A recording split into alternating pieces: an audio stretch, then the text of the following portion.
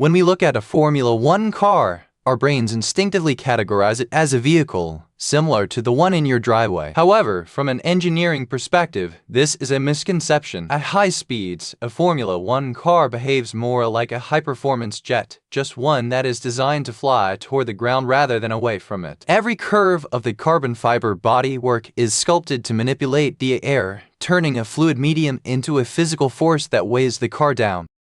To understand the modern F1 machine, we have to look back at the shift in design philosophy during the mid-20th century. Early race cars were front-engined, resembling long cigars with wheels. In the late 1950s, engineers realized that placing the engine behind the driver but ahead of the rear axle improved weight distribution and handling. This mid-engine layout became the foundation for everything that followed, allowing for a lower center of gravity and more aggressive aerodynamic packaging that defines the silhouette we see today.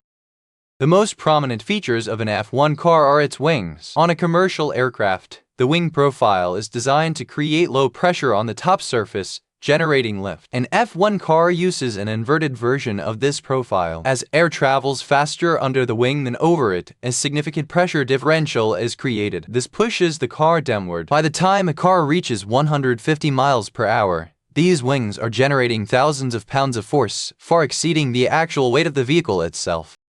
This leads to a fascinating scientific conclusion. At sufficient speeds, a Formula One car could theoretically drive upside down on the ceiling of a tunnel. Since the car weighs roughly 800 kilograms but produces over 2,000 kilograms of downforce at high speed, the invisible aerodynamic force is more than double the force of gravity pulling it down. While the logistics of fuel and oil systems would make this difficult in practice, the physics of the aerodynamic load makes it a mathematical reality. While the wings are highly visible, the most powerful aerodynamic component is actually hidden beneath the car, the floor. Modern regulations utilize ground effect engineering. The underside of the car is shaped like a venturi tube, a narrow throat that constricts the airflow. As air is forced through this tight space, it accelerates rapidly, causing the air pressure to drop significantly. This creates a vacuum-like effect that sucks the entire chassis toward the asphalt, providing immense grip without the drag penalty of a traditional wing.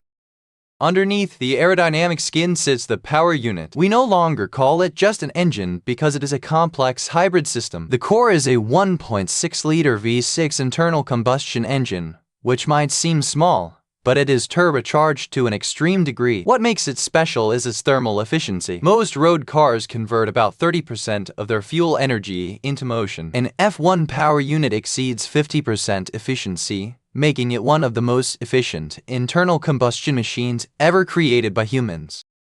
The efficiency is achieved through two energy recovery systems. The first is the MGUK, or motor generator unit kinetic. When the driver hits the brakes, the car's kinetic energy is usually wasted as heat. The MGUK captures this energy and stores it in a battery. This stored electricity can then be deployed back to the rear wheels, providing an extra 160 horsepower on demand. It turns the simple act of slowing down into a method for gaining future speed. The second system is even more sophisticated. The MGUH, or motor generator unit heat. It is connected to the turbocharger and captures energy from the hot exhaust gases that would otherwise blow out the back of the car. It can use this energy to keep the turbo spinning even when the driver isn't pressing the throttle, eliminating turbo lag. This seamless integration of heat recovery and mechanical power ensures that the car is constantly harvesting and recycling energy from every possible source. All of this power and downforce must be managed by the suspension and tires. F1 tires are not like standard road tires. They are chemical compounds designed to operate within a very narrow temperature window. If they are too cold, they have no grip. If they are too hot, they disintegrate. The suspension must be stiff enough to maintain a consistent ride height for the aerodynamics to work, yet compliant enough to handle the immense vibrations and curbs of a race circuit. Ultimately, a Formula One car is a laboratory on wheels. Every weekend, thousands of data points are beamed back to engineers in real time, allowing them to adjust the car's behavior for the next lap. It represents the limit of what is possible when we apply the laws of physics to the challenge of moving across the Earth. It is a machine where air is a tool, heat is a resource, and every millisecond is the result of thousands of hours of precision engineering. If you'd like more videos like this, you can subscribe and come back to Brief Stories anytime.